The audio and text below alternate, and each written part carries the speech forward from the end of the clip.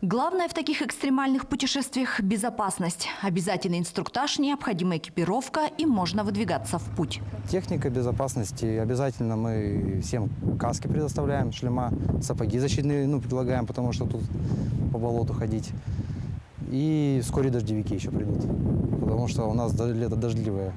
Протяженность тура, который так и называется «Ледник», составляет 23 километра. Маршрут проходит по горному перевалу с перепадами высот. Во время остановок можно сделать красивые фото на фоне природы или города с высоты холмов. Конечная точка – сам ледник. Многометровые глыбы, снежная прохлада и все это на контрасте с благоухающей зеленью и летним солнцем вызывают восторг как у детей, так и у взрослых. Началось с того, что нам рассказывали, как заводить квадроциклы и как ими управлять.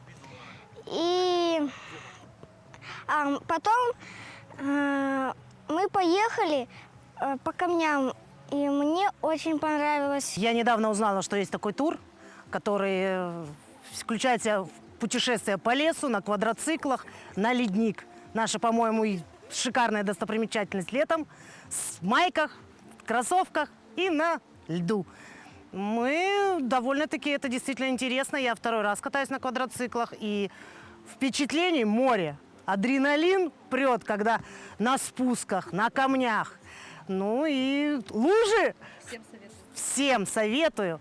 С удовольствием езжайте с детворой. Моему сыну очень понравилось. Это творение природы является одним из немногих ледников в Якутии, стекающих в льды. Он занимает около 1 километра в длину и более 500 метров в ширину.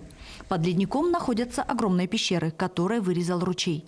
Этот удивительный природный памятник, как ничто другое, символизирует всю красоту и контрастность нашей Якутии, которую мы обязаны сохранить для будущих поколений. Ирина Жданова, Захар Головин, Нерюнгри.